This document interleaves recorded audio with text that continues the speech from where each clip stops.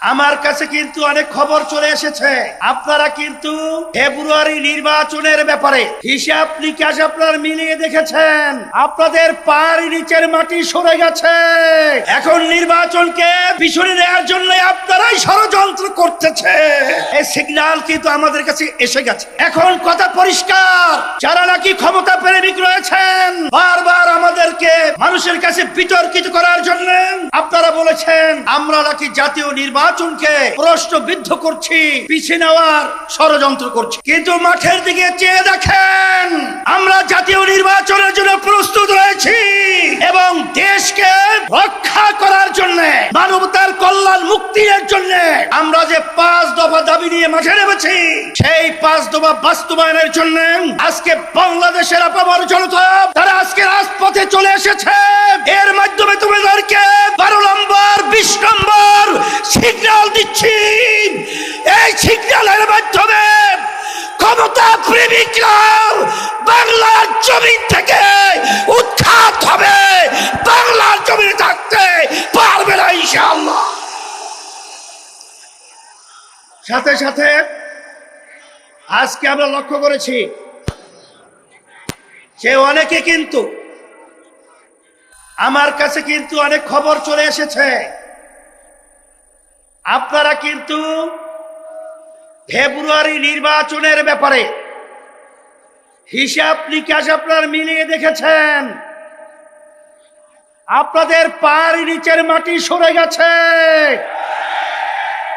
এখন নির্বাচনকে পিছনে নেওয়ার জন্য আপনারাই ষড়যন্ত্র করতেছে।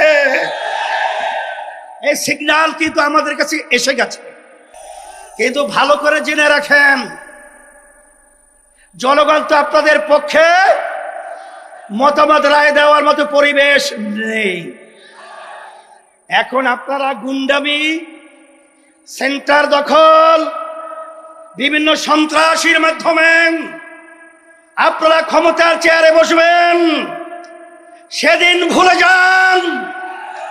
এখন বাংলাদেশের মানুষ সজাগ রয়েছে, আর আমাদের বাংলাদেশের সম্পদ আর গুন্ডামি চুরি করে, ডাকাতি করে, আর বিদেশের দাবিদারদের প্রভুদের কাছে দিয়া যাবে না, দিতে পারবে না ইনশাআল্লাহ।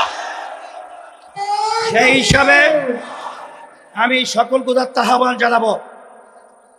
আমি আমার ভাইদেরকে, মা বোনদেরকে বলবো, আমরা যেন আর চাঁদাবাজদের সহযোগী না হই। যারা মায়ের কোল সন্তান হারা করেন তাদের যেন আমরা সহযোগী না হই। যারা আমাদের দেশে বসে আমাদের দেশের টাকা বিদেশে পাচার করে তাদের জন্য আমরা সহযোগী না হই।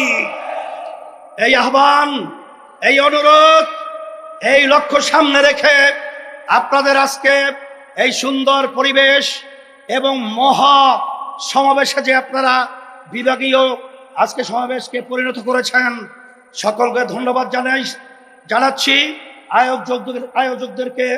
এবং আমরা দোয়া চাই, আমরা যেন ইসলাম দেশ, মানবতার কল্যাণে আপনাদের পাশে খাদেম হিসাবে কাজ করতে পারি। আল্লাহ তৌফিক দান করো।